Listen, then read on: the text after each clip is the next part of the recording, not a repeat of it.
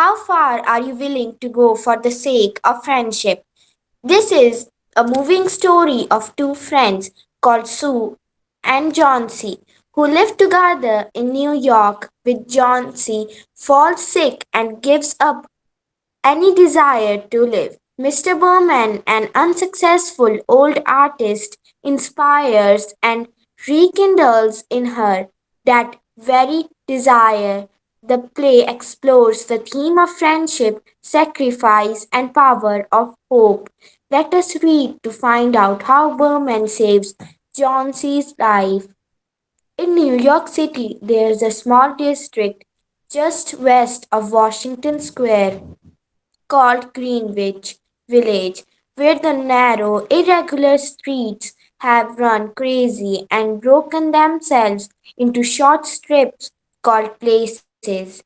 It's an ancient community where many of the beautiful old brick houses dare back to the 1820s. Now, in the final year of 19th century, we find the clusters of colorful restaurants, theaters, and shops.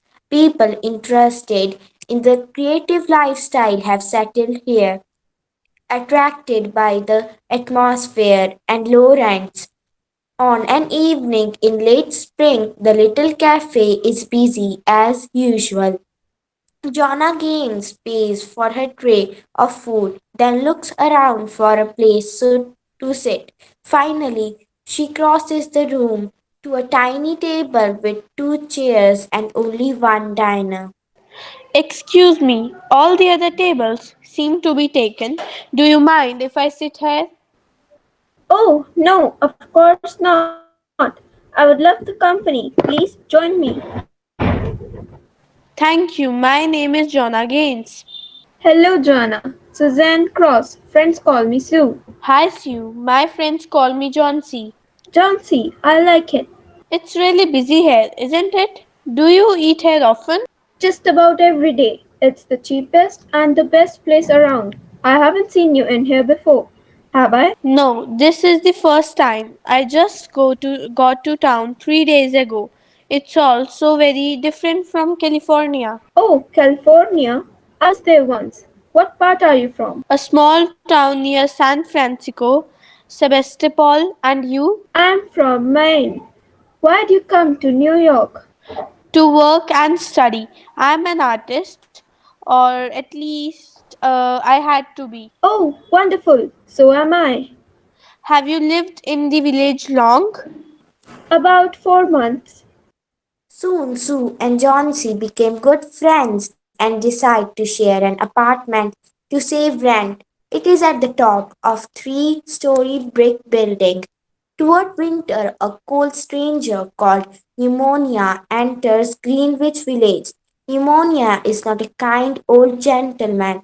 John C., used to the warm air of California, is an easy target for pneumonia, and she lies barely moving on her painted iron bedstead, looking through the small window panes at the blank side of the next brick house. One morning, after the doctor has finished the third visit, Sue follows him into the halfway. How is she, doctor? Not good, not good at all. I'm afraid she have one chance in let us say 10, and that chance is for her to want to live. Is there anything that I can do to help her, doctor? The little lady has made up her mind that she's not going to well. Has she anything on her mind? She wanted to pay the Bay of Naples someday. Pain? What foolishness! Has she anything on her mind worth thinking about twice? A man, for instance? A man? Is a man worth? No, doctor, there's nothing of that kind. Well, it's weakness then. I'll do everything that I can, but when a patient gives up hope, medicine doesn't help much. What can you do to help? Well, if you can't get her to show some interest in something, even the new winter styles in the coat sleeves, then I'll promise you a 1 in 5 chance for her instead of a 1 in 10. After the doctor leaves, Sue goes inside her workroom and cries for a while. Then she takes her drawing board into Johnson's room, whistling. 11, 10, 9, 8. Johnson's eyes are open wide and she is staring out the window. What is she counting? There is only a bare, dreary yard to be seen, and the blank side of brick house 40 feet away. An old ivy vine, gnarled and decayed at the roots, is climbing halfway up to the brick wall. The cold breeze of winter has already touched it. Almost all its leaves have fallen from its dark branches.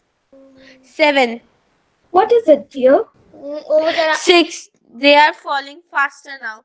3 days ago, 3 were almost 100. It made my head ache to count them, but now it's easy. There goes another one.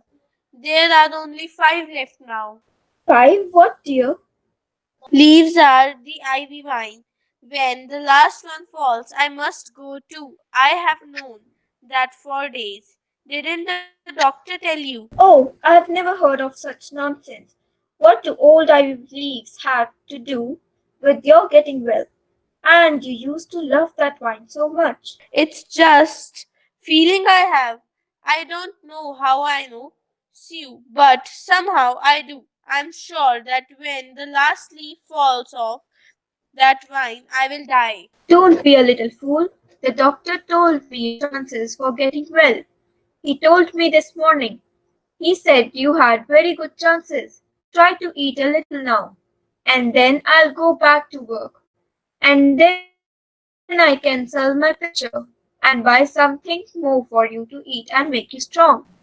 You don't have to buy anything for me. There goes another. No, I don't want any broth. That leaf, just 4. I want to see the last one fall before it gets dark. Then I'll go too.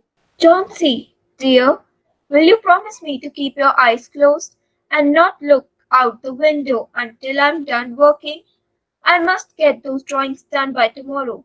I need the light, or I would pull the shade down. Couldn't you draw in the another room? I would rather be here with you.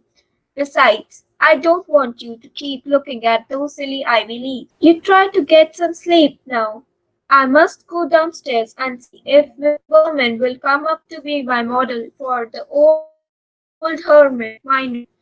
I'll not be gone a minute. Don't try to move till I come. Old Merman is a painter who lives on the first floor of their house. He is past 60. He has had no success as a painter for 40 years. He has painted without ever painting as good picture. He has always talked of painting a great picture, a masterpiece, but he has never yet started it. He earns a little money by letting others paint pictures of him. He believes that it is his special duty to do everything possible to help Sue and Johnsy. Sue finds Berman in his dimly lighted den below. In one corner, it's a blank canvas that had been waiting there for 25 years to receive the first line of Masterpiece. She was counting backward.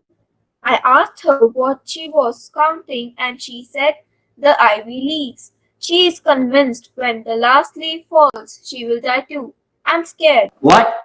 Are there such fools? Do people die because leaves drop off a tree? I have not heard of such a thing. No, I will not come up and sit while you make a picture of me. Why do you allow her to think such a thing? That poor little Johnsy. She is very sick and weak. The sickness has put these strange ideas into her mind.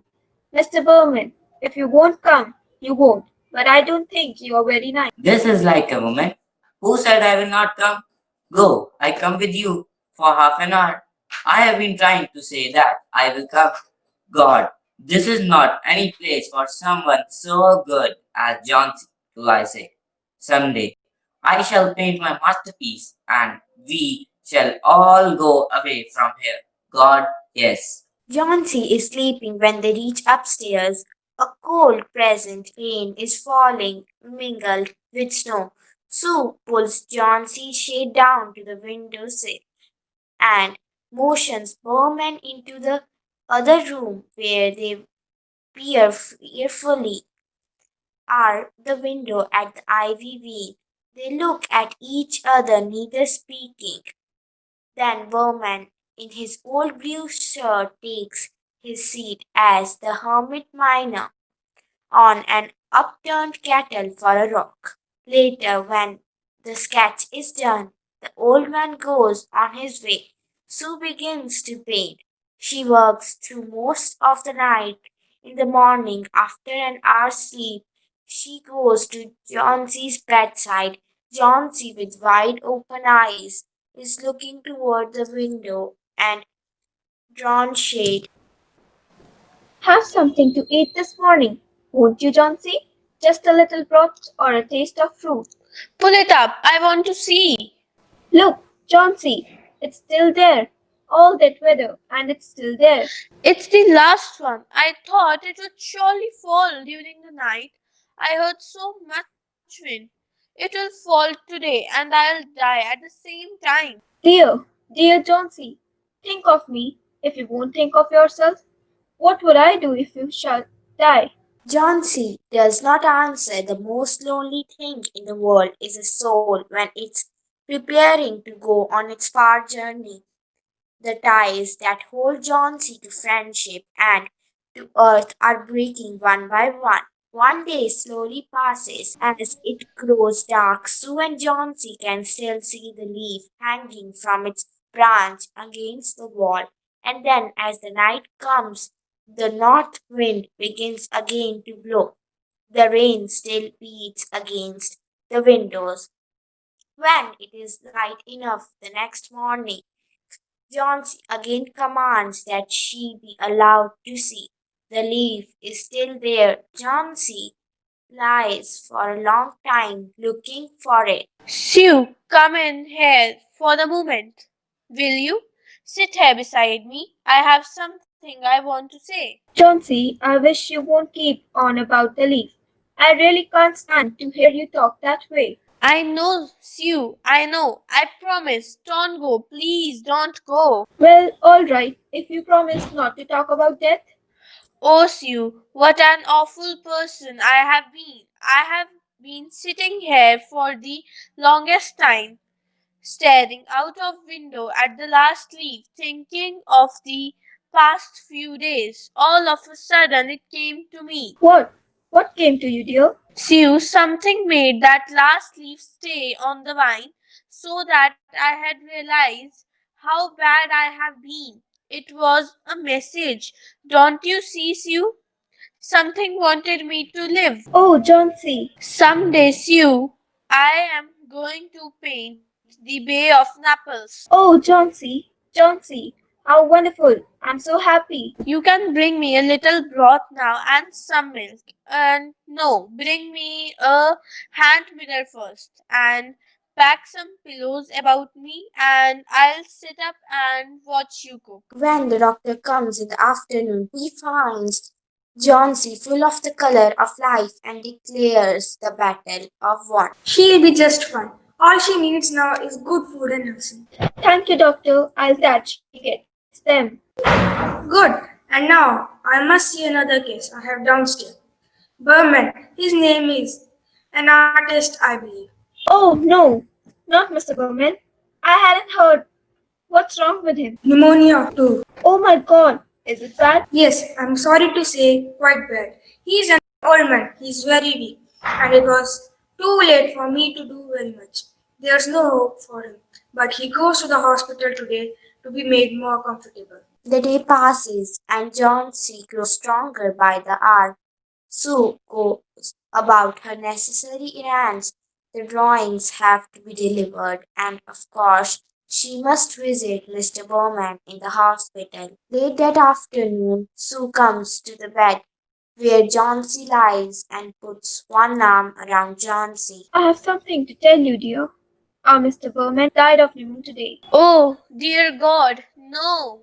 He had been ill for only 2 days. On the morning of the first day, the jantier found him downstairs. His shoes and his clothing were wet, his apartment icy cold, and he was helpless with pain. At first, they couldn't imagine where he had been on such a dreadful night.